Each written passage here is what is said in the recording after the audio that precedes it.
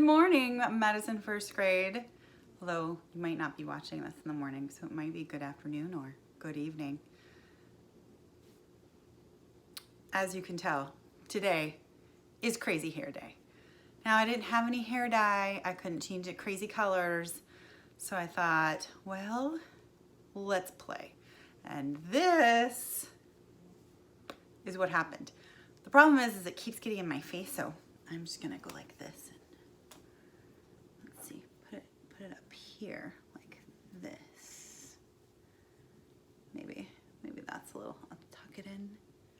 Tuck this in. All right, maybe I'll tuck it behind my ear. It'll have to do. Okay, guys. So here's the deal. It's so funny because I was looking at our goals for yesterday. It says readers pay attention to the characters in their stories, which is something we've been working on all week, but put on the character's face. When I was looking at this, I realized, oh my goodness, I made a mistake. But then I thought, oh my goodness, this is kind of a lucky mistake because this is something we need to talk about with our first graders anyway.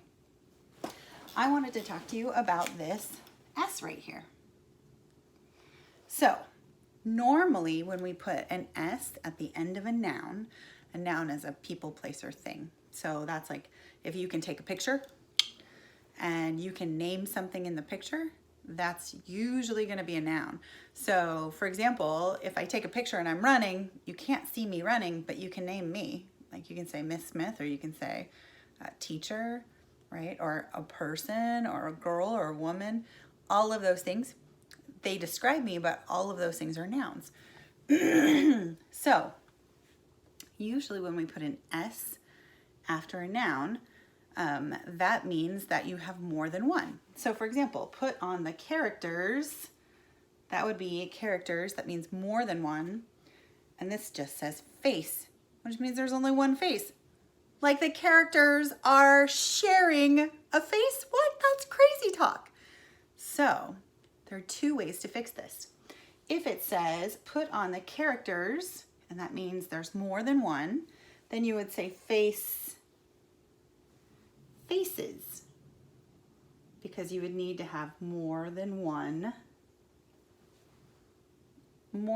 face for each one of them, because each of the characters, like for example, in our book, which is sitting right over there, hold on.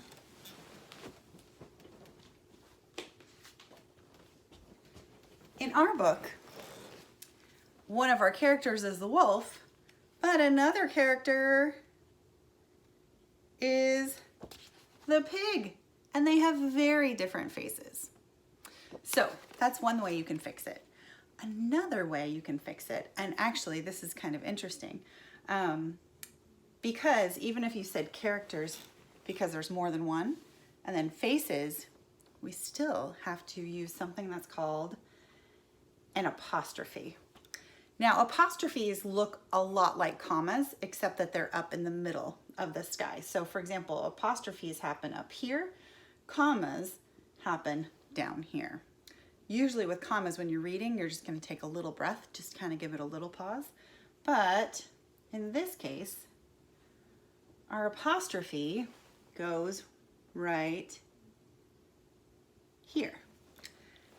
This apostrophe means it belongs to the characters. So for example, it says characters, faces. Now, I told you that there was another way to solve it. So let's look here. In fact, I kind of like this way better. So we have characters, face. So far we have more than one character and only one face. Crazy talk. But here we can add an apostrophe, which is really what we need to do. Because now it says put on the character, means just one character, face. It means the face that belongs to the character. Isn't that crazy? An apostrophe S means it belongs to that person. So for example, the the student's backpack would be apostrophe S.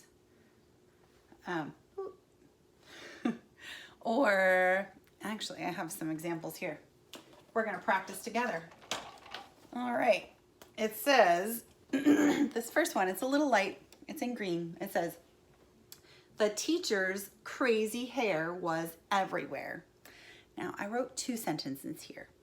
One of them is just a plural S. It means that there's more than one. The other one it needs an apostrophe, which means that it belongs to the noun, or like it belongs to in the previous example, it belongs to the character. Okay, so let's look. We're gonna look at this first one. It says, the teacher's crazy hair was everywhere. Now I'm thinking about this sentence. Is there more than one teacher? Well, there is, but in this particular video, there is only one teacher. So the teacher's crazy hair. Does this mean the crazy hair that belongs to the teacher? Absolutely. So what we're going to do is we're going to take an apostrophe and put it right there. So now it says the teacher's crazy hair was everywhere. And it is. Okay. Now, here's the next sentence. It says the cats chased each other around the house. The cats chased. Does the chased belong to the cats? It doesn't. So with this one, if, for example, if it says the cat's fur was all around the house, that would be different because it is fur that belongs to the cats. But the cats chased each other around the house. Nope, we don't need an apostrophe there. Yay! But this particular sentence does need some help. I'm not going to correct it because I've noticed with some of your writing, you need some practice correcting. And even for those of you who don't, the second grade teachers were saying that they really want us to work on complete correct sentences. So I'm going to give you a clue.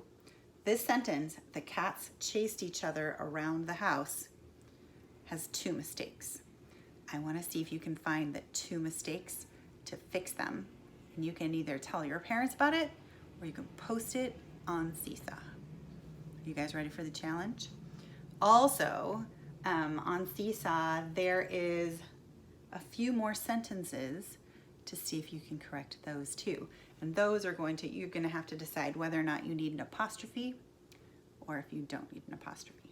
Remember, the apostrophe S means it belongs to someone. So yeah, me and my crazy hair say Madison Comets soar.